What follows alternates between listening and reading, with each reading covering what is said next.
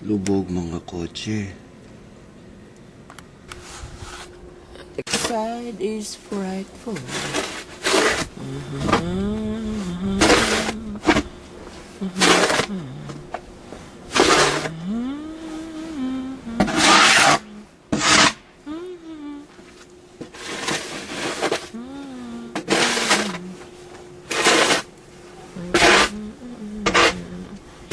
Yan ang mga kotse.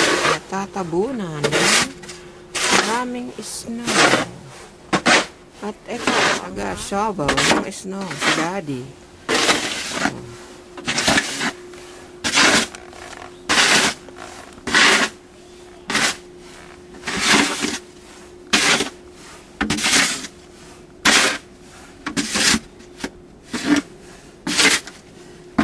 Dapat ang pala natin yung malaki. Yung nasa kotse mo, malaki. Malapad. Malaki ganito yung ganito. Oh, yeah. Malaki. $20 yun. Taso. Yan, pang kotse lang talaga yan pagka nababaong ka. Kotse ko, hindi ko na makita. Asan ba? Andun yung malaking pala, dinala mo kahapon. Dito lang yun eh. Yung snow hanggang dito. Nabahan ng kalahati.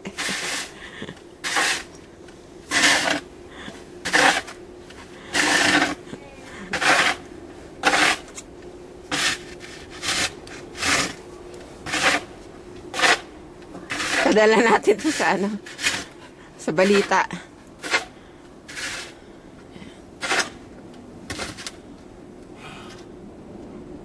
Oh, I love Canada. Bumabaha ng snow. Daddy, pati yung kotse. Gagawa ko, magiging ano ko, Ano? snow engine. Sige, doon. Ay, wala. Doon ka sa gitna. Walang ano yung paa mo eh. Walang angel yung paa mo eh. Ano ka ba? You stay in the middle. Para nang ginagawa ni Sophie. Ooh. Oo. Oh, hanggang tuhod. Hanggang hita na. Ang lalim ah. Wala, maiwan yung boots mo. Yan, ganyan. Tama yan. Yan, may angel na sa sahig.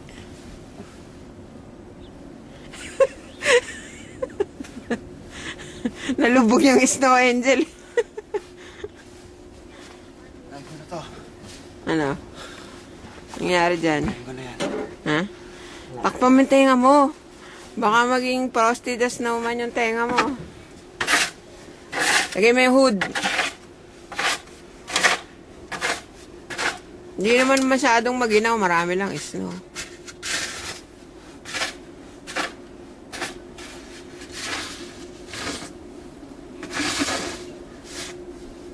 Ayan, ang aftermath ng 2 araw na blizzard dito sa Toronto. Ang snow na hanggang hita na.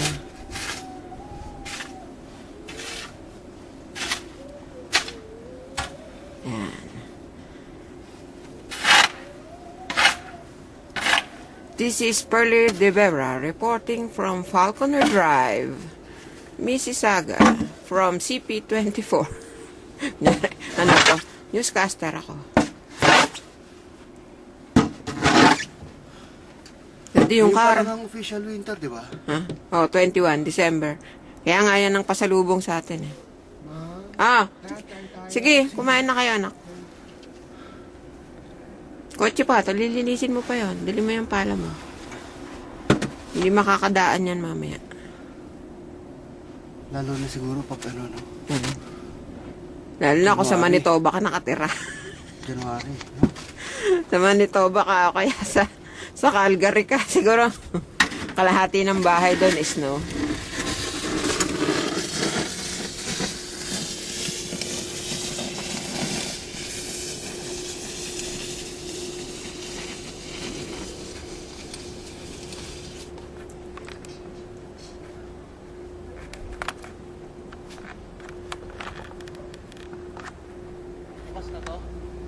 Baka sumara ulit.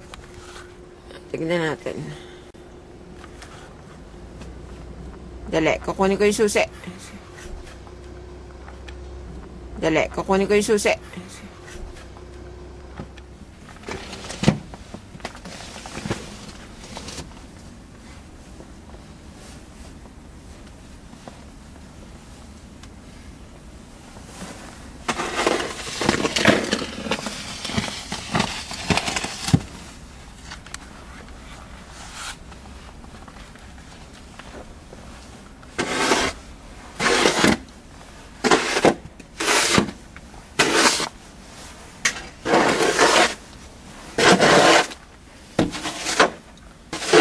Pagod na ako agad ah. Wala kang lakas. Dahil pa niyang papalahin mo, oh.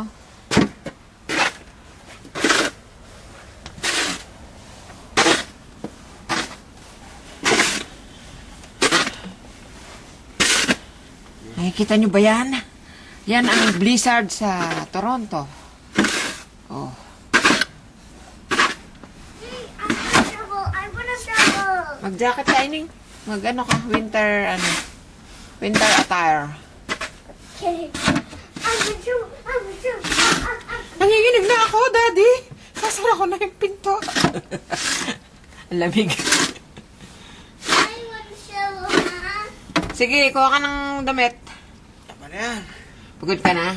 Wala kang sinabi. Yung path na pa ganon. No, I wanna travel. Leave some snow. Dad, leave some snow for me. Maraming snow, anak. Magsasawa ka. You have lots of snow. Don't worry.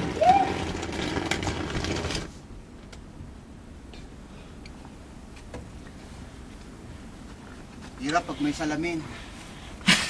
Dapat may wiper rin sa lamig.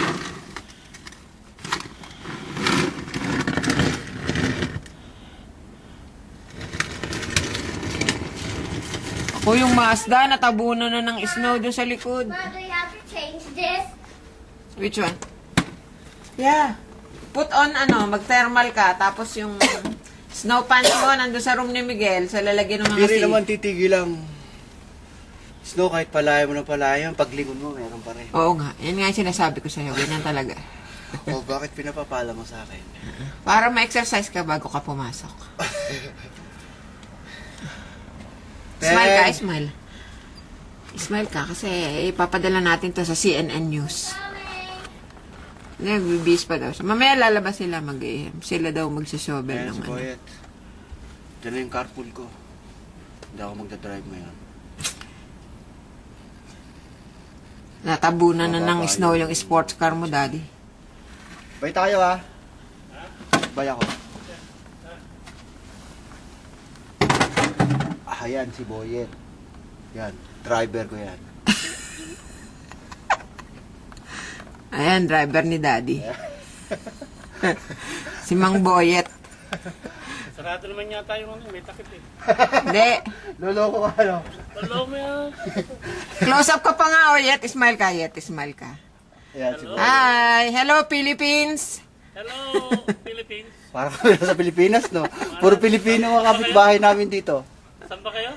Sa amin, sa Bulacan, tsaka sa Paranaque. Taga-Pasig yan eh. Taga Pasig daw. Oh. Taga-coach din dati. Oo nga, Parang oo nga nasa pala. Pilipinas din. Oo nga pala, taga-coach nga pala to dati si Boyet. Magnegosyo ng halo-halo. Dito lang. Marami ng yelo. Okay, sige, late na kayo. Pakiabot Okay. mo yung